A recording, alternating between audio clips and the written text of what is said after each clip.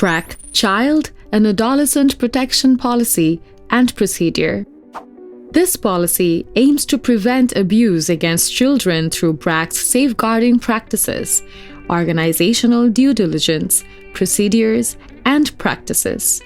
BRAC will continue to respond to children responsibly by setting and practicing a code of conduct, behavior standards, and further safeguarding initiatives.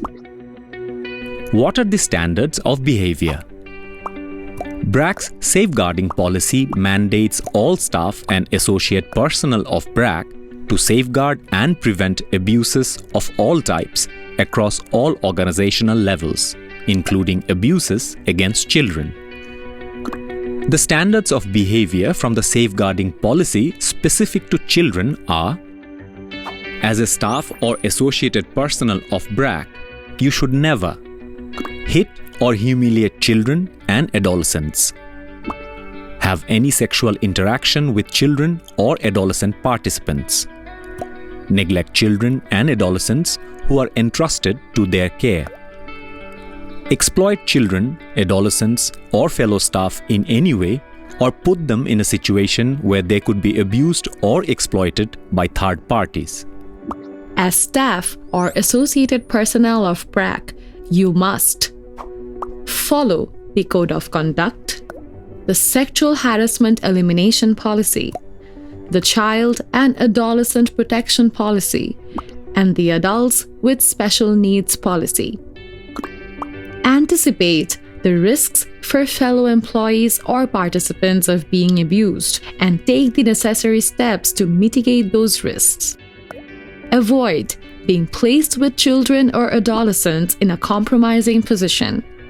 The adult is always considered responsible, even if the child, adolescent, or adult with special needs has initiated sexual interaction. What is BRAC's Code of Conduct on Child Protection? BRAC's Code of Conduct on Child Protection represents its commitment to human development and dignity. It outlines the standards of conduct that have to be followed when engaging with children. The provisions of this policy and guidance should be reflected in the partnership arrangements. All partners should understand and be warned that BRAC will not accept it if any case of suspected abuse is not adequately followed up. Inadequate follow-up could result in the end of the partnership. All partners should understand and be warned that BRAC will not accept that safeguarding policies are lacking or are inadequately implemented, and high-risk groups are put at risk of abuse. Such a lack of policy or implementation could result in the end of the partnership. Things to remember when interviewing a child or adolescent. Children, parents, and guardians must be informed about how the film, photograph, or story will be used, and consent for this must be obtained. It should also be made clear that this is distinct to the consent they have given for use of materials by the local NGO or by BRAC. Collect the detailed guidelines regarding the use of images or stories of children to ensure the dignity and consent of the children represented from BRAC's Communications Department.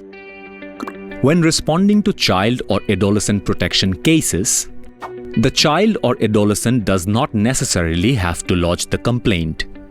His or her parents or legal guardians can do this on behalf of them.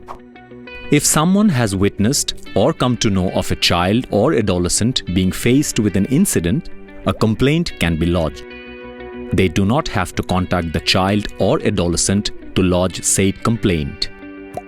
BRAC personnel trained in child psychosocial counseling should be present during the interview with the child if the incident is grievous in nature.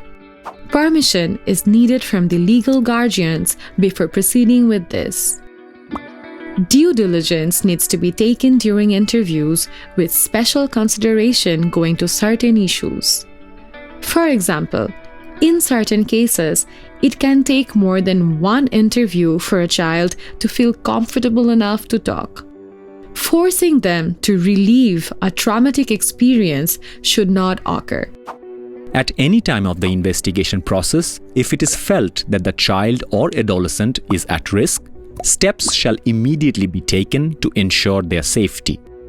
BRAC personnel who work closely with children's programs, for example, BRAC Education Program, Skills Development Program, Institute of Educational Development, Humanitarian Crisis Management Program, and have undergone specialty training in child protection issues will be a part of the investigation team. Reporting protection incidents.